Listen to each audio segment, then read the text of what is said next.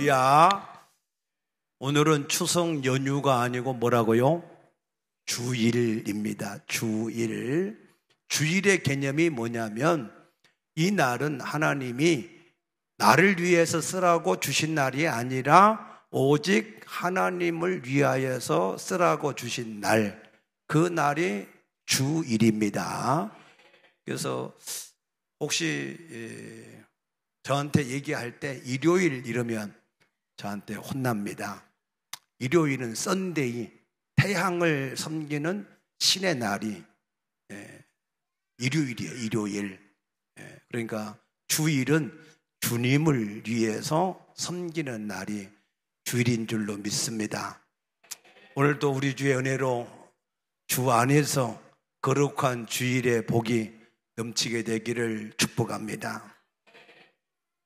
야구에서 역전의 명수하면 어떤 이름이 떠오를까요? 군산상고.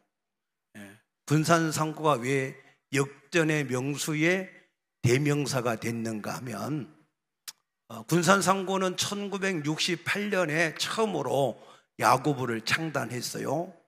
그런데 3년 뒤인 71년에 전국체제연에서 결승전에서 서울 배제고하고 붙어가지고 1대0으로 이기고, 그 다음 해에 1972년도에는 황금사자기 결승전에서 부산고하고 붙어가지고 9회 말 2아웃.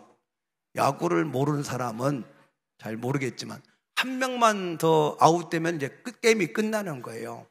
근데 9회 말 2아웃일 때 1대4로 지고 있었어요. 그런데 9회 말에서 이 주자가 계속 나가고 그래가지고 그 사람들이 다 홈으로 들어와서 5대4로 대역전이 일어난 겁니다. 그래서 그때부터 군산상고를 역전의 명수다, 이렇게 닉네임을 얻게 되었습니다. 그리고 76년에는 대통령배에서도 우승을 하고, 그리고 그 군산상고에서 프로야구의 선수로 약 170명이 이렇게 이 프로로 전향을 해서 선수 활동을 하는 명문 그러한 야구의 고등학교가 되었는데, 그렇게 되어지는 데는 최관수라고 하는 감독이 있었어요. 이 최관수는 누구냐면 인천 동산고에서 투수로 선수 생활을 하다가 나중에 기업은행의 프로로 전향을 해서 선수 활동을 했습니다. 그래서 그때 당시에 이 김성은, 김응용 이런 사람들, 쟁쟁한 멤버들하고 함께 동아시아 대회에 같이 나가서 우승도 하고 굉장히 선수로서 촉망을 받았는데, 투수가 어깨가 생명인데 어깨 부상으로 현역에서 은퇴를 해서 1970년에 군산상고 감독으로 취임을 하게 된 거예요. 그때 나이가 28살이었어요. 그런데 군산상고는 야구부를 운영할 재정이 별로 없어요. 그래서 이 최관수 이 감독이 자기가 이제 기업은행에서 프로 선수를 했으니까 월급은 기업은행에서 받고 출근은 이게 군산상고에 출근을 해서 야구부를 지도했는데, 한 해에는 이게 그 해에 이 추석 때인데 애들이 집에 안 가고 몇몇 남아있다가 고등학생인데 막걸리를 마신 거예요. 그래가지고 가만히 거기서 자빠졌으면 괜찮은데 시내 나가서 돌아다니다가 이제 일을 친 거예요. 그래서 학교에서 그것을 알고 그래서 애들을 징계를 하려고 했을 때 그 최 감독이 이 일은 내가 책임이 있다, 나한테 맡겨달라. 그래서 그 선수들을 다 모아놓고 그리고 너희들 내가 잘못 지도해서 이런 일이 생겼으니까 야구 방망이로 나를 때려라. 그래서 때리라고 하는데 아무도 학생들이 선생을 감히 못 때리잖아요. 그러니까 너희가 만약에 나를 때리지 않으면 내가 감독직을 사임을 해야 되고 너희도 팀도 해산할 수밖에 없다. 그래서 때리게 했는데 때리다가 함께 울면서 그들이 하나가 되어졌다 그랬어요. 하나. 그래서 그때부터 감독과 선수들이 마음을 같이 해서 고강도 훈련을 쭉 이렇게 해냈기 때문에 그와 같은 좋은 야구의 명문 고등학교가 되었다 그랬습니다.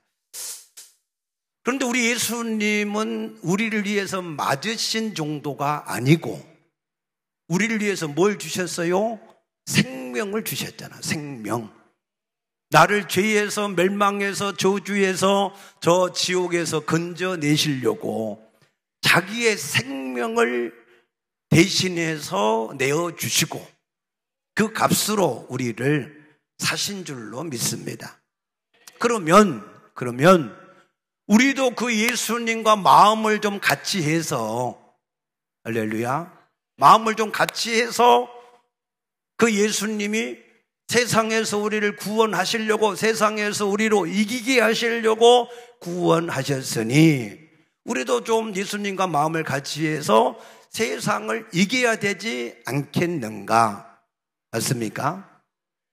그런 마음을 좀 오늘 가질 수 있게 되어지기를 축복합니다. 오늘 본문에 보면은 그래서 우리로 하여금 세상을 어떻게 이길 수 있는지에 대해서 분명하게 말씀하셨어요. 그래서 오늘 여러분들이 이 말씀을 잘 들으시면 세상을 이기는 자가 될 줄로 믿습니다. 자, 오늘 본문 28장 1절에 보면 세상을 이길 수 있는 방법을 뭐라고 그랬습니까? 내가 내 하나님 여호와의 말씀을 삼가 듣고 내가 오늘 내게 명령하는 그의 모든 명령을 지켜 행하며 그랬어요. 세상을 이길 수 있는 방법은 하나님의 말씀을 듣고 들은 바 말씀을 행하면 세상을 이길 수 있다는 거예요. 어느 정도로 이길 수 있느냐? 여기 보니까 뭐라고 그랬어요? 너를 세계 모든 민족 위에 뛰어나게 하실 것이라 그랬습니다. 우리 모두가 우리 자녀들이 우리 특별히 우리 유치부, 유초등부, 우리 중고등부 청년들 다 세상에서 뛰어난 우리 자녀들이 다 되어지기를 축복합니다. 뿐만 아니라 어떤 복을 주셔요? 3절에 보니까 성읍에서도 복을 받고 들에서도 복을 받고 내 몸의 자녀와 내 토지의 소산이 또 짐승의 새끼와 양의 새끼들이 다 복을 받고 광주리와 떡반죽 그릇이 복을 받고 들어가도 복을 받고 나가도 복을 받을 것이니라. 뭘 하든지 그 사람이 손만 대면 다 하는 게 잘 된다는 거예요. 들어가도 복을 받고 나가도 복을 받고. 그 정도가 아니에요.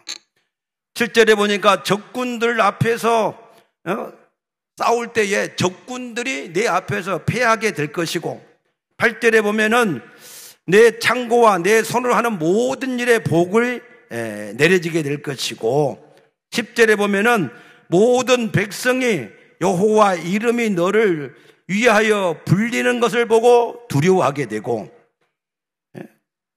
12절에 보게 되면은 하늘의 아름다운 보고를 여사 내 땅에 때를 따라 비를 내리침으로 내가 손으로 하는 모든 일에 복을 주실 것이고 내가 많은 민족에게 꾸어 줄지언정 꾸이지 않고 아멘. 13절에 보니까 머리가 될 때는 꼬리가 되지 않고 위에만 있게 하고 아래 있지 아니하게 하리니 그랬습니다. 이 복이 임하게 되기를 축복합니다. 어떻게 임한다고요? 14절에 보니까 내가 오늘 너에게 명령하는 그 말씀을 떠나 자로나 우로나 치우치지 아니하고 다른 신을 따라 섬기지 아니하면 이와 같으리라 그랬습니다. 오늘 이 말씀을 들리십니까? 삼가 이 말씀을 듣고 그리고 하나님의 모든 말씀을 지켜 행하면 하나님이 이 복을 주시는데 거기에 한 가지 더해서 뭐라고요? 다른 신을 내가 따르지 않아야 된다라고 말씀을 하셨습니다. 그러면 하나님께서 우리에게 지키라고 주신 이 계명이 613가지가 있는데 예수님은 그것을 10가지로 요약을 했고 그 중에서 이 모든 말씀을 지킬 수 있는 계명이 2가지만 지키면 다 지킬 수 있어요. 그 2가지가 뭐냐면 첫 번째 계명과 두 번째 계명만 잘 지키면 나머지 모든 계명을 다 잘 지키도록 되어져 있습니다. 그럼 첫 번째 계명이 뭐죠? 신명기 5장 7절에 나 외에는 다른 신을 내게 두지 말지니라 그랬어요. 오직 하나님만 주인으로 섬기라고 하신 것을 믿으시기 바랍니다. 왜 하나님만 주인으로 섬겨야 되냐? 하나님만이 스스로 계신 창조주, 하나님만이 우리를 구원하신 구세주, 하나님만이 우리를 마지막으로 심판하는 심판주. 그래서 오직 내 하나님 여호와는 유일하신 하나님이시다. 그래서 오직 하나님만 우리가 섬겨야 됩니다. 그래서 그의 계명을 우리가 지켜야 되는데, 그런데 문제는 뭐가 문제냐면 우리가 그의 계명을 잘 지킬 수가 없다는 거예요. 갈라디아서 2장 6절 보니까 사람이 육체의 행위로는 의롭다 함을 받을 육체가 아무도 없다 그랬거든요. 하나님의 계명을 지켜낼 사람이 아무도 없다는 거예요. 그래서 왜 지켜낼 수 없냐면 야고보서 2장 10절에 사람이 613가지 율법을 다 지키다가 612개까지 다 지키다가 하나만 범하면 그 율법 전체를 범하는 자가 되기 때문에 그래서 거기에 완전하게 이를 자가 없다라고 하는 겁니다. 그래서 로마서 3장 10절에 의인은 없나니 하나도 없다는 거예요. 왜 그렇습니까? 우리는 마음이 만물보다 부패된 마음을 가지고 있기 때문에 어려서부터 생각이 항상 악하기 때문에 그래서 우리가 마음으로 선을 행하기 원하지만 그 선을 우리가 행할 수가 없다는 거예요. 그래서 창세기 3장에 보면 아담과 하와가 범죄한 후에 무화과잎으로 치마를 해서 입었지만은 그러나 그거 가지고는 하나님을 만날 수가 없었다 그랬습니다. 하나님이 나타나니까 두려워서 숨어버렸어요. 그래서 하나님이 그 백성을 어떻게 하셨지요? 그냥 그대로 방치하지 않고 창세기 3장 15절에 내가 여인의 후손을 보내서 창세기 3장 21절에 가죽옷을 만들어서 너희 죄를 덮어버리겠다. 할렐루야. 그래서 우리를 의롭게 해주시겠다는 거예요. 언제? 우리가 아직 죄인 되었을 때. 그래서 그 여인의 후손으로 오신 분이 예수님이시고 그 예수님이 우리 모든 세상죄를 지고 하나님 어린 양이었고 그래서 그 어린 양 대신 예수님이 십자가에서 죽으시고 부활하심으로 저와 여러분의 모든 죄악을 담당해 주신 것을 믿으시기 바랍니다. 그래서 그 예수님을 누구든지 자기의 주인으로 또 나의 구세주로 믿고 주인으로 영접을 하기만 하면 로마서 8장 1절에 모든 정죄에서 해방시키신 것을 믿으시기 바랍니다. 그래서 그리스도 예수 안에 있는 사람은 결코 뭐가 없어요? 정죄가 없다. 정죄가 뭐냐? 죄 하나만 지면 지옥 가는 게 정죄예요. 정죄. 그 정죄를 없이 해주셨다. 아멘입니까? 근데 그걸로 끝나지 않고 오늘 하나님이 우리에게 뭐라고 말씀하시죠?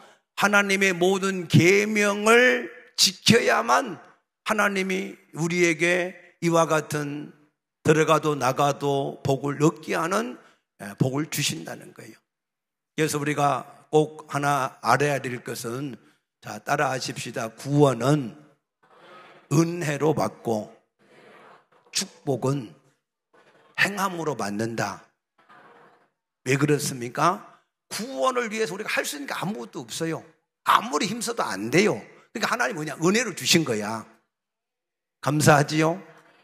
그런데 행하는 것은 우리가 심어야 거둘 수 있기 때문에, 우리가 힘써서 행한 만큼 우리가 거둘 수 있기 때문에, 모든 하나님의 약속의 축복은 우리가 행해야 받을 수가 있을 줄로 믿으시기 바랍니다. 그래서 그 행하는 것의 첫 번째가 뭐라고요? 나 외에는 다른 신을 내게 두지 마라 라고 말씀하셨는데, 전도서 12장 13절에 보니까 이것이 우리 인생의 본분이다. 그래서 본분, 일의 결국을 다 들었으니 하나님을 경외하고 그의 계명을 지키라. 이것이 모든 인간의 본분이다. 그랬습니다. 그래서 우리는 이 땅에서 우리의 인생의 본분은 세상에서 더 많은 것을 소유하거나 높이 올라가거나 힘을 갖는 게 아니고, 하나님을 경외해서 그의 계명을 지키는 것이 우리 인생의 계명인 것을 믿으시기 바랍니다. 그런데 마태복음 26장 33절에 보면 예수님이 잡히시던 날 밤에 베드로가 예수님께, 주님, 모든 사람이 다 줄을 버리고 도망가도 나는 절대로 도망 안 가겠습니다. 그랬거든요. 또 35절에 내가 예수님과 함께 죽을지언정 예수님을 결코 부인하지 않겠습니다 라고 얘기할 때 다른 제자들도 다 그렇게 말했다 그랬어요. 그런데 조금 있다가 예수님이 붙잡혀가지고 가야바 법정에서 이 제사장한테 신문을 받을 때 작은 계집 중 하나가, 너도 저 예수를 따라다니던 제자가 아니냐. 그러니까 베드로가 3번씩이나 나는 예수를 모른다고 저주하면서 맹세하고 떠나갔다 그랬습니다. 우리는 그러면 그 베드로의 고백이, 그러면 처음 했던 고백이 가짜일까요? 거짓일까요? 아닙니다. 베드로의 고백이 진실이었습니다. 그러나 상황이, 위기 상황이 오니까 두려움이 임해서, 그래서 예수를 부인하게 되고 떠나가게 된 것이죠. 예레미야 31장 32절에 보면은 내가 너희의 남편이 되었어도 너희가 내 언약을 지키지 못했다 그랬습니다. 근데 하나님이 그때 너희가 내 언약을 파기했으니 이제 너희와 나는 아무 상관이 없다 하고 빠이빠이 한 게 아니고, 그때 31절에 뭐라고 그러시냐면 새 언약을 너희와 다시 맺겠다. 할렐루야. 하나님의 돌판에 새겨진 율법을 가지고 힘써서 살려고 했는데 못했어. 그래서 하나님이 너희가 내게 준 율법을 너희가 못 지켰으니 너희는 이제 저주받은 대로 살아라 하고 내버리지 않고 하나님이 새 언약을 맺게 하겠다는 거예요. 새 언약. 얼마나 감사해요. 그 새 언약이 뭐냐? 에스겔서 36장 26절에 27절에 보면 내 영을 너희 속에 두어 너희로 내 율례를 행하게 하겠다 그랬습니다. 내 영, 하나님의 영을 내 속에 두어서 내 강팍한 마음과 연약한 마음을 굳게 붙잡아서 하나님의 율례를 행하게 하시겠다는 거예요. 그래서 오순절날 성령을 받은 베드로가 담대하게 예수가 하나님의 아들이라고 세상에 증거하다가 십자가에 거꾸로 매달려서 죽기까지 충성한 줄로 믿으시기 바랍니다. 그래서 우리가 분명히 아셔야 될 것은 첫 번째 보혜사 예수님은 우리 죄악을 위해서 오셔서 단번에 영원한 제사를 드리심으로 모든 정죄소를 자유하게 하셨고, 아멘. 두 번째 보혜사 성령님은 로마서 8장 26절에 우리 연약함을 위해서 오셨다 그랬습니다. 연약함. 그래서 우리가 하나님 앞에 우리가 어떻게 하든지 간에 이제는 하나님의 계명을 지키고 살아야 되겠다라고 하는 마음의 진실한 소원을 가지고, 근데 하나님 나는 계명을 지켜 살 수 없어요. 그러니 성령님 나를 도와주세요 하고 그 성령을 의지를 하면, 역대하 16장 9절을 보니까 하나님의 눈은 온 땅을 두루 감찰하시다가 전심으로 자기를 향하는 자에게 능력을 베푸신다 그러셨어요. 그러므로 우리가 우리 마음속에 진실하게 하나님의 계명을 지키려고 하는 마음의 진실한 소원을 가지고 있으면, 다니엘서 1장 8절처럼 뜻을 세우면 그 뜻을 이루어 주시는 분은 하나님이신 줄로 믿으시기 바랍니다. 너무 쉽지요? 세상을 이기는 방법이 뭐라고요? 하나님의 계명을 지키는 자. 그런데 우리는 그 계명을 지킬 수가 없어요. 그래서 하나님이 성령으로 우리와 함께 하십니다. 그래서 우리의 마음이 진실하게 하나님의 계명을 지키려고 하는 마음의 소원이 진실하고 간절하면 하나님의 성령이 도우셔서 우리로 계명을 지켜 행하게 하신다. 이해 잘 되셨지요? 세상을 이기게 되시길 축복합니다. 예수를 처음 믿은 남자가 너무 은혜가 감사해요. 근데 추석이야. 근데 자기 맏형이 호랭이야. 그래서 제사를 지내는데 절을 안 하면 야단을 치고 가만히 안 둬요. 근데 추석인데 안 갈 수도 없고, 가면 또 제사 지낸다고 절을 하라고 할 텐데 안 한다고 그러면 또 두들겨 맞을 것 같고, 하나님께 간절하게 기도하고 갔는데, 근데 그 형이 제사 지낼 때 절하려고 하는데 자기 막내 보고, 야 너는 예수 믿으니까 절 안 해도 된다 하고, 아멘. 뭐 하니까 진실한 소원을 가지고 간절하게 하나님을 의지할 때 하나님은 하나님의 계명을 지킬 수 있도록 도우시는 것을 믿으시기 바랍니다. 이제 남은 한 가지는 뭐 하면 돼요? 나 외에 다른 신을 내게 두지 마라. 한마디로 말해서 다른 신을 섬기지 말라 그랬어요. 오늘 여기 신명기 28장 14절에 보면은 다른 신을 따라 섬기지 아니하면 이와 같을 것이다. 첫 번째는 하나님의 계명을 지켜야 되고, 두 번째로는 다른 신을 따라서 섬기지 않아야 된다라고 했는데, 그 다른 신은 마귀와 사탄입니다. 이 마귀와 사탄은 어떻게 우리에게 역사하느냐면, 성경에 나타난 것을 보면 가장 많이 나타나 역사하는 게 우상입니다. 우상. 그래서 신명기 5장 8절에 나를 위하여 만든 우상을 통하여서 마귀는 항상, 우상은 내가 나를 위해서 만든 것이 우상이에요. 그래서 마귀는 그 우상을 통해서 항상 나에게 역사를 하고 있다라고 말씀을 하신 겁니다. 자, 역사를 보면 우리가 어떤 이 역사 속에서 어떤 일이 이루어지는가 알 수가 있는데, 성경에 보면 열왕기 상하나 역대기 상하에 보면 왕들의 역사, 남왕국과 북왕국의 역사가 기록되어 있어요.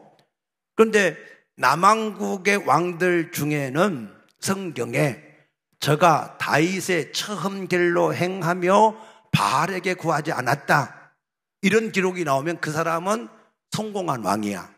그 나라도 견고하고 그 시대도 평안해요. 아멘. 그런데 다윗의 처음 길로 행하지 않고 우상에게 섬겼다, 이런 왕들 시대는 나라도 망하고 자기 시대도 망했어요. 그럼 북왕국은 어떻게 기록되어 있느냐? 여로보암의 죄를 따라가지 않았다 이러면은 성공한 왕이고, 따라갔다 그러면은 망하는 왕이야. 여로보암이 누구냐? 느밧의 아들인데 느밧은 솔로몬의 신하였어요. 솔로몬이 하나님 말씀을 안 듣고 자꾸 우상을 섬기니까 하나님이 그 나라를 찢어가지고 둘로 나누었어요.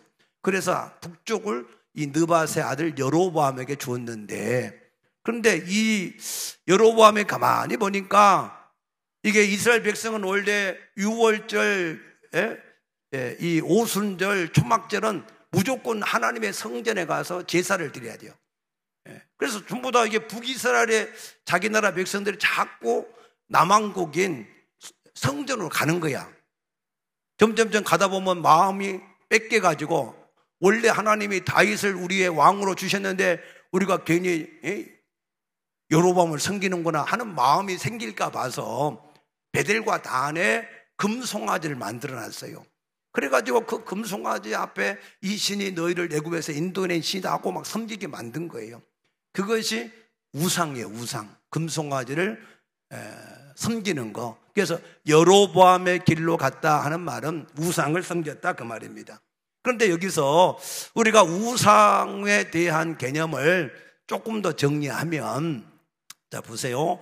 자, 이사야 44장 17절에 보면은 우상은 나무 한 토막을 가지고 하나는 고기 구먹고 하나는 불 떼고 하나는 신상을 만든 것이 우상이다. 그래서 우상.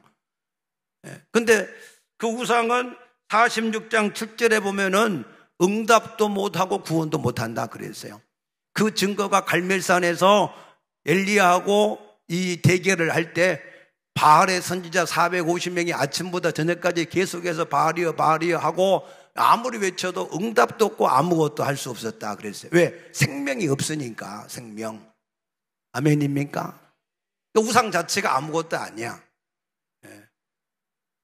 그런데 왜 사도 바울은 고린도서 10장 20절에 이방인의 제사는 귀신에게 하는 것이므로 나는 너희가 귀신과 교제하기를 원치 않는다 그러셨을까요? 자, 이거는 생명이 있어요 없어요? 아무것도 없어. 능력도 없고. 근데 이걸 벽에다가 딱 붙여놓고 계속해서 너는 내 신이다 나한테 복을 달라 계속해서 빌면 여기에 뭐가 역사해요? 귀신이 역사한다 그 말이에요. 그러니까 그와 같은 것이 이게 이방인의 제사니까, 그러니까 거기다 하지 마라. 그래서 고린도서 8장에서 이 우상의 제물을 먹는 것 때문에 이 고린도 교회에 문제가 있을 때 이렇게 얘기합니다. 고린도서 8장 4절에 보면은 우상의 제물을 먹는 일에 대해서는 우리가 우상은 아무것도 아니기 때문에 이 제물도 부정하지 않다. 자, 이게 우상이야? 여기다가 제사를 지내요? 그러면은 제사 드리는 음식이 이 우상이 아무것도 아니기 때문에 부정해지지 않는다 그 말이에요. 믿습니까? 예. 그렇기 때문에 이 지식이 있는 사람은, 그때 당시는 우상의 제물을 세상에 내다 팔았거든요. 그래서 사서 먹어도 돼. 예. 그런데 어떤 사람이 제사를 지내고 나를 초청했어요. 그래서 아무 말도 안 하고 그냥 맛있게 드시라고 그러면 그냥 감사함으로 먹으시면 돼요. 굳이 이게 뭐 우상에게 바쳐진 거냐 뭐 그런 걸 따질 필요가 없어. 그런데 그 사람이 내가 예수 믿는 걸 알고 이것은 어제 제사를 지낸 제물입니다 하고 주면 먹어야 돼 안 먹어야 돼? 나는 먹어도 괜찮지만 그 사람은 귀신에게 바쳐진 제물을 이 사람이 먹는다 시험 들어. 그러니까 내 양심이 아닌 그 사람의 양심을 위해서 그것을 먹지 말라는 거예요. 무슨 말인지 이해되셨지요? 왜? 이 모든 지식은 우리가 가지고 있지만 이 지식이 없는 사람들도 있을 수 있으니까. 그래서 우리가 모든 것은 자유할 수 있지만 내가 가진 자유가 그 사람을 실족해 하는 것은 하나님의 뜻이 아니다. 그래서 우리가 모든 것은 다 가하지만, 그러나 모든 것이 유익한 것이 아니고 모든 것이 가하지만 모든 것이 덕이 되는 것은 아니다 하신 것을 믿으시기 바랍니다. 또 우리가 세상 속에서 살 때 고린도전서 5장 10절에 보면은 세상 속에는 음행하는 자도 있고 탐하는 자도 있고 우상 숭배자들도 있는데, 그러면 그런 사람하고 교제를 해야 돼요, 말해야 돼요? 안 해야 돼요? 그럼 세상으로 나가야 되는데, 세상 밖으로 지구를 떠나야 되는데, 지구 떠나실래요? 예수님은 그렇게 말씀하지 않고 이렇게 말씀하셨어요. 자, 세상 속에는 탐하는 자, 우상 숭배자, 음행하는 자들이 있습니다. 그러나 우리를 뭐라고 그랬어요? 너희는 세상의 빛이고 세상의 소금이다.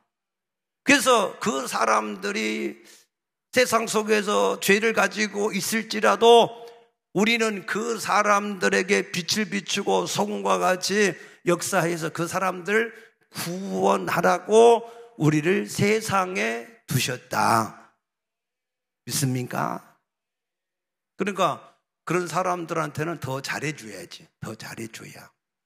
예수 안 믿는 사람들한테, 우상을 섬기는 사람들한테, 세상을 탐하는 사람들한테 우리가 예수 믿는 사람으로서 더 친절하게 하고 더 잘해주고 더 잘 섬겨야, 그래야 그들이 마음의 문을 열고 하나님께 함께 나와 구원을 얻을 수 있는 줄로 믿으시기 바랍니다. 그래서 우리가 세상에서 어떻게 살아야 되느냐? 마태복음 10장 16절에 너희는 세상에서 살아갈 때 그런 사람들이 있기 때문에 뱀같이 지혜롭고 그러나 비둘기같이 순결해야 된다. 그런 사람들에 대해서 친절하게 잘 해주어서 마음 문이 열려서 예수를 믿도록 잘 해주고, 그렇다고 함께 가서 술 마시고 함께 고사 지내고 그러지 말고, 그럼에도 불구하고 내 무엇을, 마음을 비둘기같이 순결하게 지켜야 된다라고 말씀을 하셨습니다. 아멘입니까? 그래서 우리나라는 조선 2조 500년 동안 성리학을 사회의 통치 기반으로 삼았기 때문에 이 유교 문화가 사람들 속에 아직까지 남아 있어요. 이 유교 문화의 핵심이 뭐냐? 나라에는 충성하고 부모에게는 효하라고 하는 거예요.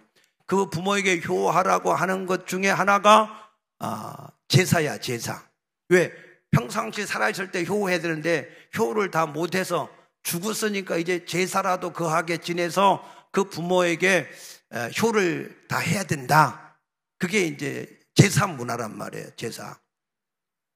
근데 죽은 사람에게 제사하면 죽은 조상에게 뭔가 도움이 조금 되나요?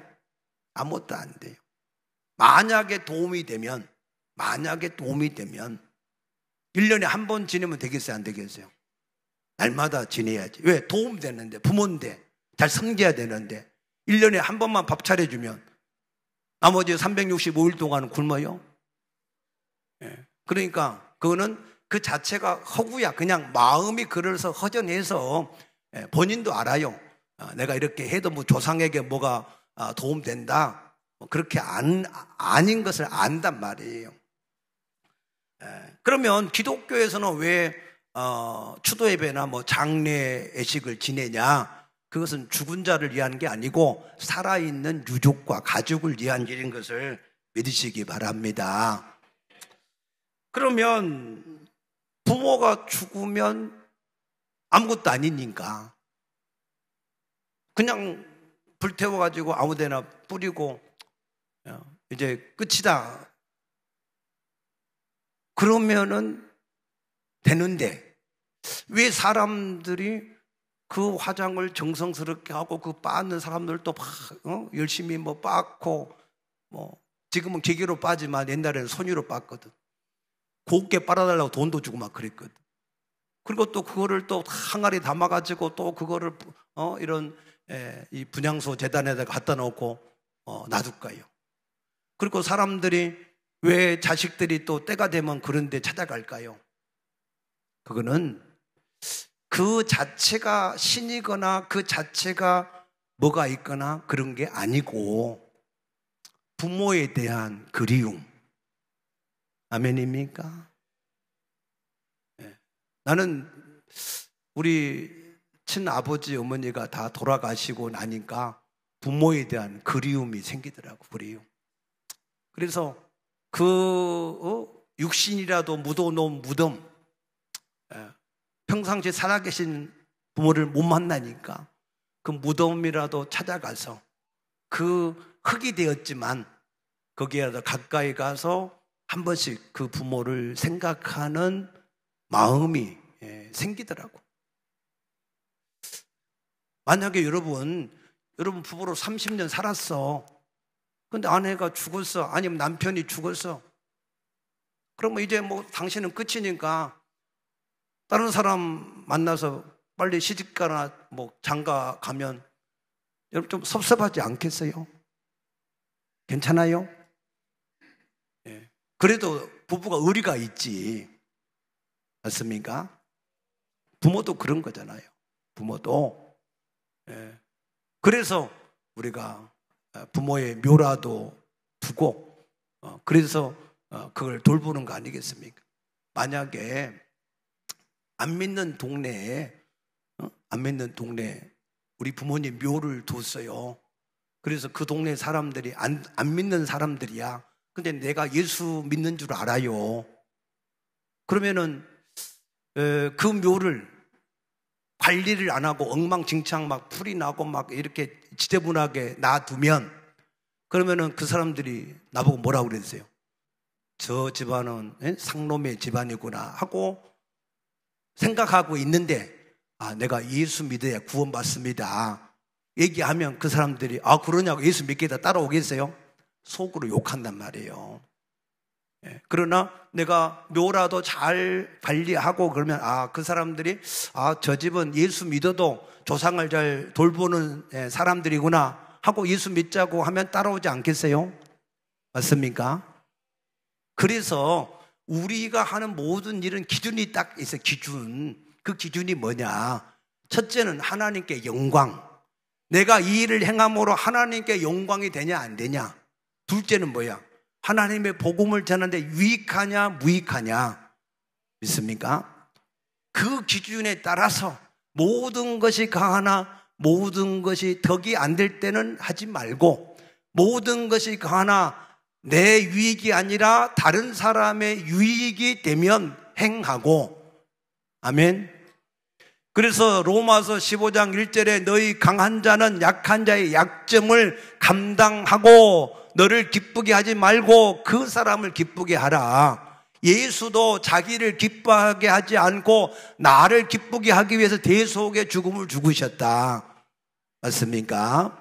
그래서 그런 믿음으로 우리가 살 때 주 예수를 믿으라. 그리하면 너와 네 집이 구원을 받으리라고 하신 말씀이 성취가 될 줄로 믿습니다. 그래서 이번 추석 명절을 맞이해서 여러 친지와 가족들을 만날 때에 예수 안 믿는 사람일수록 잘해주세요. 아멘. 믿음이 약한 사람일수록 잘해주세요. 그래서 육신으로는 잘해주고 영적으로는 그를 지배하는 사탄을 대적하고 그리고 우리가 그 사람들에게 복음을 전할 때에 그 사람이 복음을 받아들이게 될 줄로 믿습니다. 아멘이지요?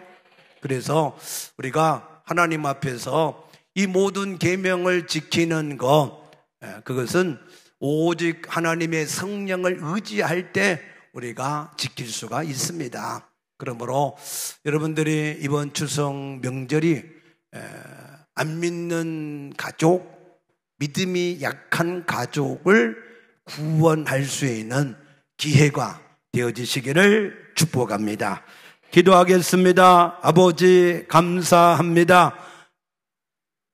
세상의 추석 연휴 기간이지만 그 세상에서 우리를 불러 구원하신 우리가 이제 하나님의 말씀대로 이 날을 거룩한 주일로 지키게 하신 것을 감사합니다. 이 날에 주께서 부르신 하나님의 자녀들, 그 모든 자녀들이 주님 앞에 진실로 들어가도 나가도 무엇을 하든지 간에 그와 그 자손이 대대에 세상을 이기는 복을 누리는 성도들이 다 되어지게 하여 주시옵소서. 감사하며 예수님 이름으로 간절히 기도드리옵나이다. 아멘.